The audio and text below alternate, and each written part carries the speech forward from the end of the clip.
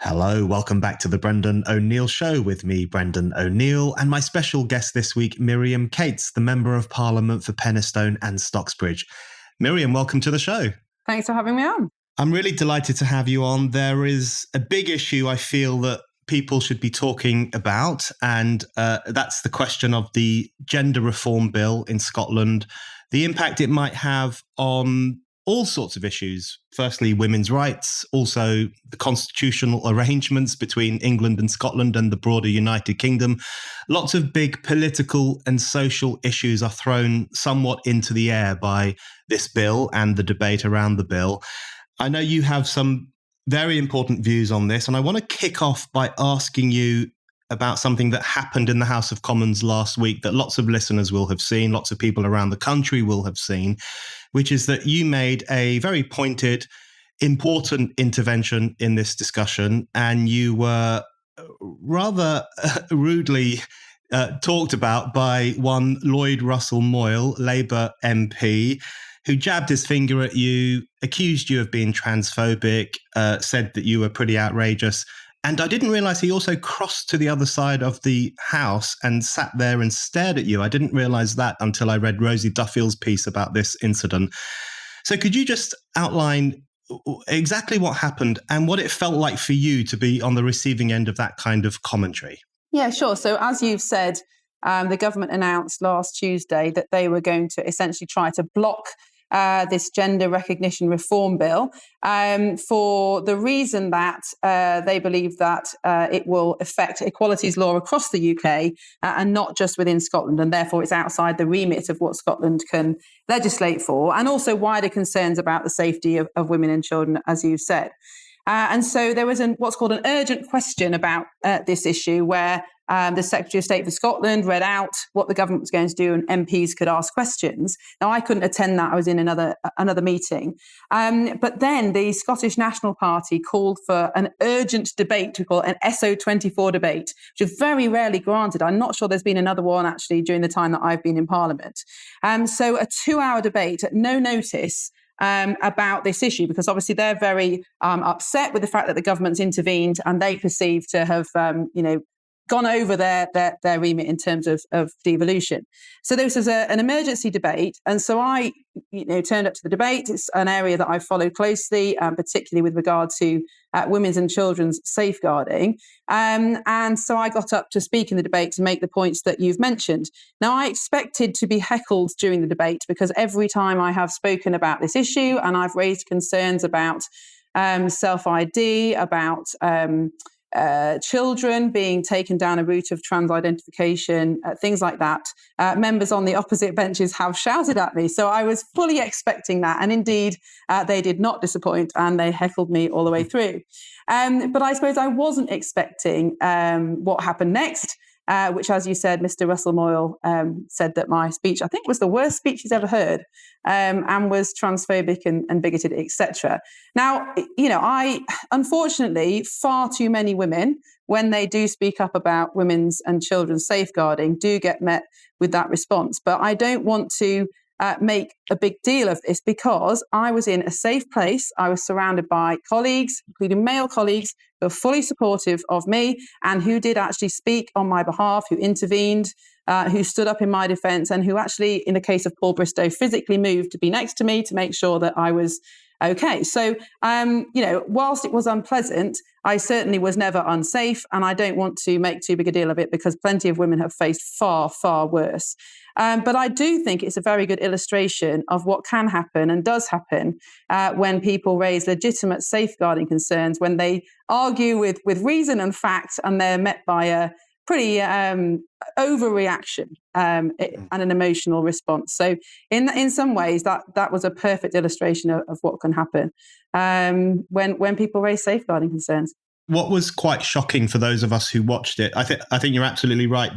There are many other women around the country who are in a far less safe position when they raise these kinds of concerns. And we've seen some gender critical women being attacked, being shouted at in public, being issued with all sorts of threats online as well. So really serious things have happened to women who raise questions about the issue of trans self-ID in particular. But what I think was quite shocking about your experience is that you raised one of your own lived experiences. You talked about the fact that there was a moment when you were in a women's only area. I think it was a bathroom. Yeah. And you had seen a male person, a biological male, and you didn't feel particularly safe. And Russell-Moyle shouted you down on that basis. He accused you of likening trans people to predators, which is not what you did at all.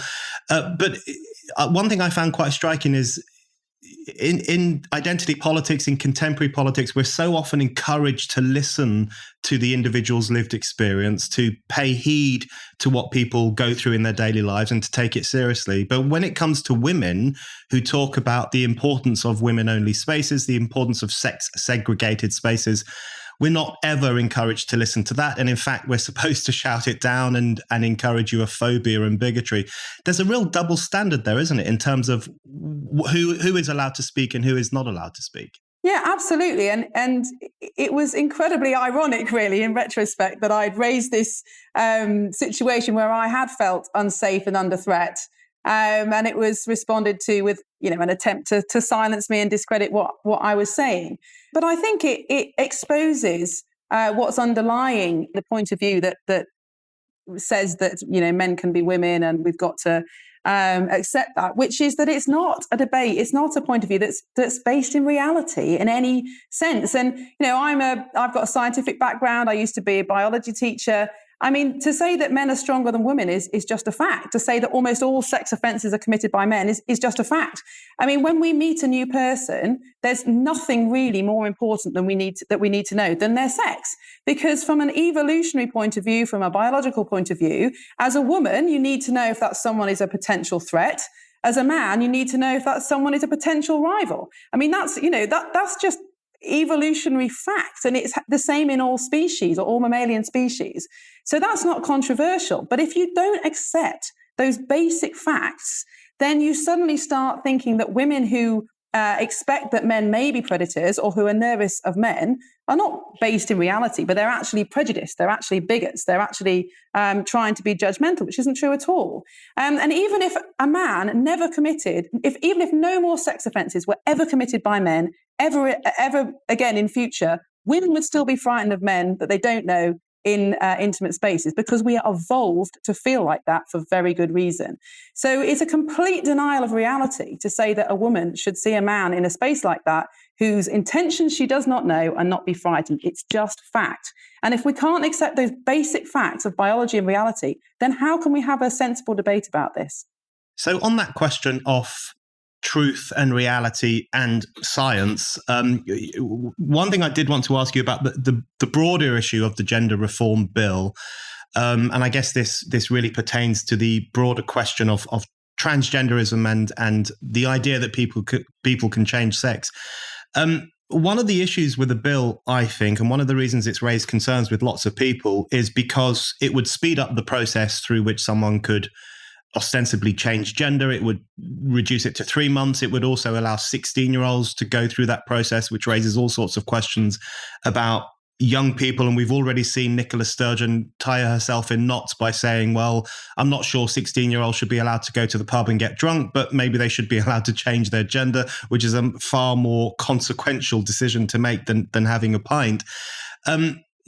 Isn't part of the problem with the gender reform bill that it's not really based in reality? And the notion that you can click your fingers and simply identify as the opposite sex in this situation without ever having to have a gender dysphoria diagnosis, without having to go through a 2-year period of living as your preferred gender, but simply by saying, I'm a woman, and then instantly, almost, you are recognized legally as a woman. That in itself is a denial of reality and a denial of how sex works, isn't it? Absolutely. And it creates a legal fiction, which is not where the law should be. And my personal view is that you shouldn't be able to change your sex on your birth certificate at all, because your birth certificate is a historical document that doesn't really belong to you. It belongs to society. You can't change your place of birth on your birth certificate. You can't change who your parents are on your birth certificate. Why should you be able to change your sex? But in some ways, that's an argument that's been and gone, because we do have the Gender Recognition Act in the UK wide, and you can, like you said, in some circumstances, change your sex on your birth certificate. So, but the problem with this bill is that it will make it almost a decision of the moment that you want to do this. And as you've said, for 16-year-olds, how on earth can you possibly know the long-term consequences to you and to your welfare of doing that? And it makes a mockery of the law. It makes a mockery of the fact of sex. And I think, there are technical and legal arguments, obviously, against going down this route, but there are wider societal implications, which, again, I tried to refer to in my speech, but we only had 4 minutes, so it's quite difficult to expand on at any point. But I refer to this change in the social contract. And I suppose what I mean by this is, at the moment, or at least until recently, we had an understanding across the whole of society that there are certain areas where men are not allowed to go and where women are not allowed to go. So single-sex spaces, toilets, bathrooms, changing rooms, prisons, hospital wards, those kind of facilities. For those facilities, for those single-sex spaces to work, it has to be policed by the whole of society. You do not have a policeman on the door of every public toilet, of every Primark changing room. It only works because it's very socially unacceptable for a man to try and enter a woman's space, or vice versa. Now, if you eradicate that social norm, if you break down the social contract that says men are not allowed in women's spaces, then you get into difficulty, because you can't expect shop workers, restaurant workers to police who goes in the bathrooms. It's totally unfair. Can you imagine a Saturday worker, a 19-year-old girl in Primark, what's she supposed to say when a bloke tries to get into the women's change rooms? Of course, she's not going to say, "Can I see your birth certificate?" Access to changing rooms does not rely on birth certificates, it relies on our social contract. And this bill weakens or breaks that social contract. And that's why predators are going to use that loophole to gain access to women's spaces. It's an inevitability. I think that's such an important point about the social contract and the social responsibility we all have to uphold these kinds of spaces and these kinds of deals that we make as citizens. And I remember when there was that image of Eddie Izzard going into a women's toilet, I remember all the men I know were saying, why would a man do that? I mean, when we were growing up, you could be completely drunk in a pub. You still knew that you did not go into the women's toilet. And if you did go into the women's toilet, the women would be incredibly angry. Your mates would say, "What the hell are you doing? That's not somewhere we're supposed to go." Even at that level, you would still be aware of the social norms and the responsibility of men not to go certain places and the responsibility of women not to go certain places. And I think when that breaks down, we have some trouble in society. And I wanted to ask you just a bit more about the heat in this discussion, because you talk very well about the fact that we need a bit more reason, we need a bit more scientific reality, we need a bit more respect for the social contract. But you'll also be aware that there is so much heat, there is often a lot of bigotry against women. And so not only did we see your experience in the House of Commons where you had a finger wagged in your face unnecessarily, but we've also seen SNP politicians on a demonstration in Glasgow at which there was a placard saying "decapitate TERFs." Now, those politicians say that they didn't see the placard, and J.K. Rowling made a quite amusing comment about temporary blindness breaking out amongst Scottish politicians, but we can give them the benefit of the doubt and accept that they didn't see it. But we saw that placard. We've seen, of course, J.K. Rowling herself being subjected to death threats and rape threats. We've seen people like Posey Parker, Kelly J. Keane being threatened quite regularly. There is a kind of underlying misogyny, isn't there? And that's obviously not a word that one should use lightly, but it's hard to know how else to describe this incredible venom that is visited upon women who dare to speak out on the issue of trans and self-ID. Yes, absolutely. And, you referred to those placards and some of the slogans. And I have no doubt that many people and many politicians who are taking the side of self-ID in this debate are doing it for reasons that they believe are compassionate, are kind, that they want to see, a world with less discrimination and all those good intentions. But I think they need to open their eyes and look at the very heart of this debate, at the very heart of the activism, certainly. It's quite a violent agenda.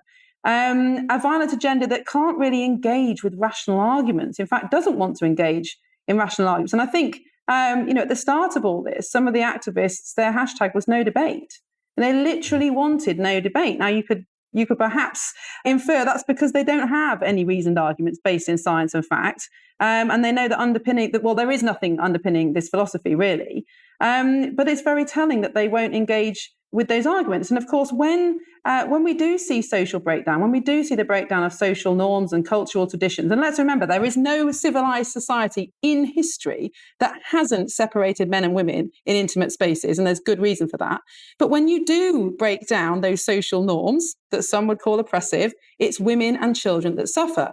And, unlike in most species, adult males are far more physically powerful than adult females. And I think an average adult male can kill an average adult female with his bare hands. That's not the case in most species. But because of that significant strength difference, women and children need quite strong societal protections from men who would otherwise do them harm. Now, that's not in any way saying that most men mean most women and children harm. Of course they don't. But in order to make sure that there aren't opportunities to do harm, there has to be a strong understanding in society of men's obligations to women and children to keep them safe. And that's what this whole debate breaks down. And it is hard not to see at the core of it a deep misogyny that doesn't want to allow women and children afford us that protection, and is using identity politics as a way of breaking down that protection. If you're a regular listener to this show or a regular reader of Spiked, why not become a Spiked supporter? Spiked supporters is our thriving community of people who donate to Spiked. Anyone who gives £5 or more a month or £50 or more a year can become a Spiked supporter and get access to lots of exciting perks. Spiked supporters can comment on articles, get free and discounted tickets to events, get a discount on all items in our shop, and bookmark articles as you browse. This is our way of saying thank you to all of you who fund our work. Spiked is completely free, and yet you still hand over your hard-earned cash to make sure that anyone, anywhere can read us and listen to us. We're incredibly grateful for your generosity. If you don't give to Spiked yet, now is the perfect time to start. Just go to spiked-online.com/supporters to set up your donation and your Spiked supporters account. That's spiked-online.com/supporters. So you mentioned children there, and I did want to ask you about another issue in relation to this that you've spoken out on. You spoke out on this last year in relation to the Mermaids charity and the controversies around that charity in particular. Some listeners will be familiar with that, but there were accusations of mermaids sending out breast binding materials to young girls without their parental consent.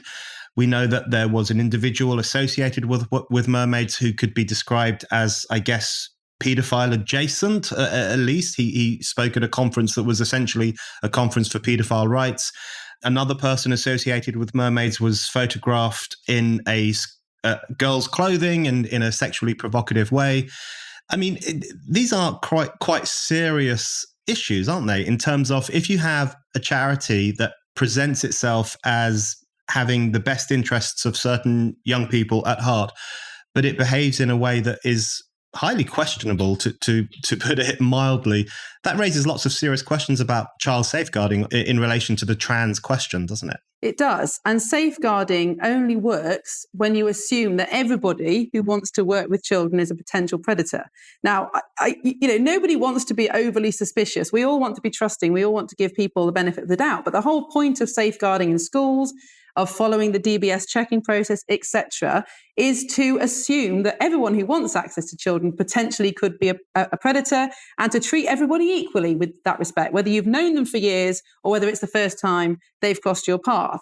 And I think the problem with Mermaids and other trans charities is that they've hijacked the popularity of this movement, which is, we could have a kind of whole separate discussion about where this has all come from. But they've hijacked the popularity of this movement, the fact that, of course, teachers and people with responsibility over children want to be kind, they want to be inclusive, they think this is the next frontier of social justice. And so they welcome them in with open arms without thinking critically about, why would someone want to tell a child they're born in the wrong body? Why would someone want to separate a child from the loving protection of their parents? Why would someone want to tell a child to do something behind their parents' back or keep a secret? Those are all safeguarding red flags. But I think some people have been blinded by the politics of this, as has happened in the past with other political agendas. History repeats itself, doesn't it, sometimes, and have failed to ask the right questions. Now, Mermaids, as you said, is under investigation, under statutory investigation by the Charities Commission. So let's see, I wouldn't want to preempt the outcome of that, but I don't think enough questions have been asked about not just Mermaids, but other organisations because of the political fear of speaking up. And in relation to that, I wanted to ask you about the impact that some of this ideology has on young gay people. And this is an issue that some people are talking about and taking very seriously. And if you listen to the voices of some of the people who used to work at the NHS identity clinics, for example, they will say that very often they'd get young people coming in, young women who had been subjected to homophobic bullying, young men who had had fun made of them because of what people presume to be their gay tendencies or their effeminate behavior. And very often it was after those kinds of experiences that young people were coming in and saying, well, maybe I'm the wrong sex. Maybe things will be fixed if a young lesbian turns herself into a young man and a young gay guy turns himself into a young woman. Yeah. Almost like medical correction off the possibility that these young people would have grown up to be homosexual. So there's concerns there too, isn't there, in terms of just how regressive that movement is. The kind of things that we were horrified by now when they were done to Alan Turing in the 1950s, when he was given estrogen as a form of punishment for his homosexuality. It's almost as if that's become acceptable now in terms of what's being done to some young people who would probably grow up to be gay. Yes, and I think it's very, like you say, it's very regressive. And I grew up in the 80s and 90s, which I think is probably optimal time for girls to grow up, actually, looking back. And I thought we got rid of all those gender stereotypes in the 80s and 90s. Girls don't have to play with dolls, boys don't have to play with trains. Just because you like football doesn't mean you're actually a boy. All those kind of gender norms and gender stereotypes. Of course, some girls are more likely to like certain things than others, but we got rid of those restrictive stereotypes in the 80s and 90s, and now they're all back. But they're all back with the possibility of permanent, irreversible, harmful change. And that's what's so worrying about all this. And it's not just same-sex attraction in puberty that is pushing children down this route. It's also autism. I mean, autistic girls are massively overrepresented in the cohort that seek help for gender distress. And, we just don't have enough research into that. And why are girls who are unhappy in puberty or who are unhappy with their body or who think they're gay going online and searching, I'm not happy with my body, and then they're being taken down this irreversible route, even being told the kinds of things they're supposed to say to their parents and teachers in order to be allowed to be referred to gender clinics. It's a huge scandal. I think we'll look back on it as a huge scandal. Okay, Miriam, just a couple more questions for you. I want to ask you about the broader political repercussions of what we're seeing in relation to Scotland's gender bill. So, as we've already said, Westminster wants to block the bill. I think the government is right to do that, and you think so too, and so do lots of other people. Where do you stand on the suggestion that Nicola Sturgeon and the Scottish National Party are pushing this issue almost as a way of distinguishing Scotland more from England? And some people have even accused them of weaponizing the trans issue in order to create that sense of distinction between bad Tory, transphobic England and lovely progressive Scotland, although the reality is rather different. Do you think there's an element here where there is constitutional game playing and the SNP doesn't seem to mind that women's rights and other questions of progressive social values will be thrown under the bus as a consequence of that? Well, I can't see into Nicola Sturgeon's mind, so I couldn't answer that. But certainly from my Westminster experience, the SNP, their agenda for independence supersedes all other issues. So no doubt there is an element of seeking support for independence and trying to trash the reputation of Westminster government in this. But it is quite a bizarre political strategy, because all the polling seems to suggest in Scotland that Scottish voters, Scottish women in particular, are not keen on the idea of self-ID. And so I do wonder if she's shooting herself in the foot politically, or at least it will reduce her popularity amongst certain cohorts. So, I don't know what has led her to pursue this to this point against such opposition, against such biological fact and reality, against the polls. Who knows? And, I hope that it will, she'll look back and regret it, because I think it's the wrong thing. But it's certainly created a constitutional fight, hasn't it? And of course, the legal arguments are quite difficult and technical. It's quite difficult to explain in one sentence or on Twitter why the government thinks that this does break the rules of devolution. So yes, in a way, she's got a good argument here, but we'll see how it pans out, because, it's interesting with some of the other identity politics aspects of the debate. They haven't gained that much traction in the mainstream media, whereas the gender debate is very different. And I think we've seen over the last 18 months, even the mainstream media have moved into this space and are quite willing to have a debate on it.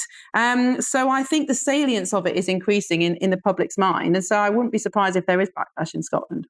Okay, so I want to ask you about another political party. This might not be fair to do all this, but there you go. I want to ask you about the Labour Party and Labour's problem with women. Now, this is someone, Rosie Duffield, and she has won a huge amount of admiration, including from her opponents on the Conservative side of the House of Commons, because she has stood up on this issue. She has got a huge amount of flack for saying that men are not women and that women should have sex-based rights and they should have sex-segregated spaces. She's been called a TERF. She's been called a bigot. She's been inundated with abuse online on many occasions.